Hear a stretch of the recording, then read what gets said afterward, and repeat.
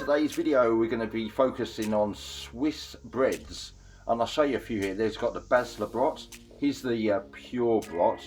They've got a rye that's called the Rogan brot, a St. Gala brot, then they've got this sweet Heavenkrantz, but the one we're making today is called a Zopf bread. Zopf bread.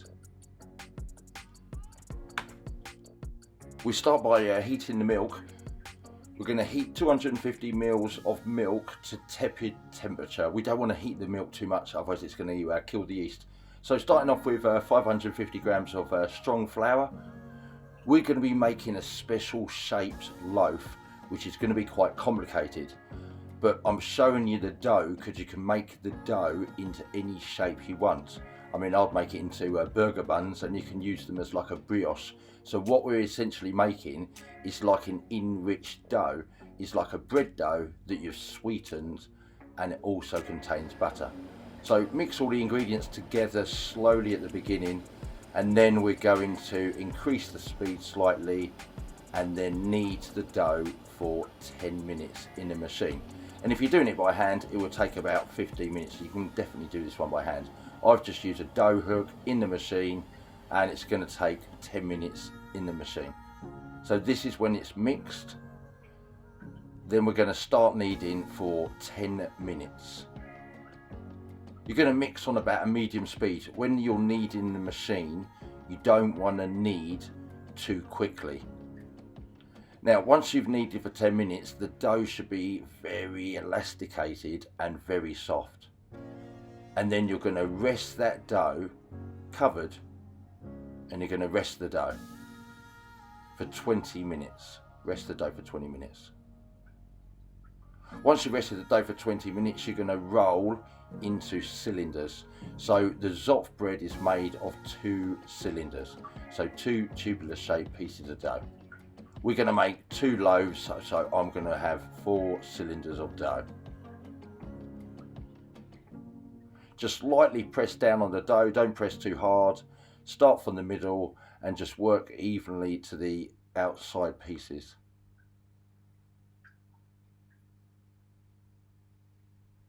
So just push nice and evenly. So with this bread, you could use it for so many things. I mean, you could almost cook it into a flatbread if you so desired. But the dough is so soft, it's incredible. I mean, really incredible. Such good flavour. And a light sweetness as well.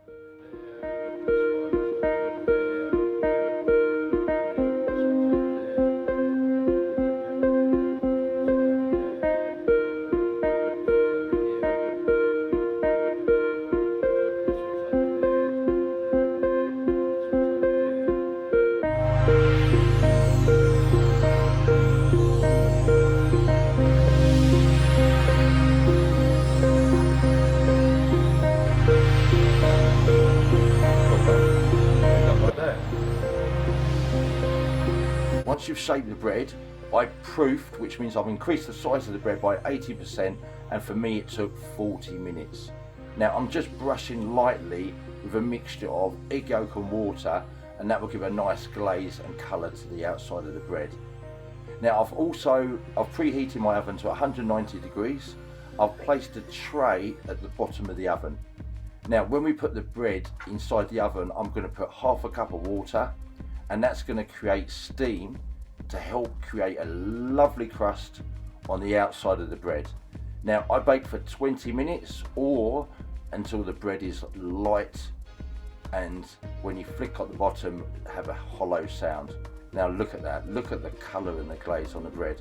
Honestly, it can be used in bread and butter pudding, you could have it on French toast, you could have it just buttered in the morning with jam and preserves. I mean, it was so delicious. I'd almost be inclined to make the dough into a burger bun shape and have it with like some buttermilk fried chicken. I mean, it would be so lovely.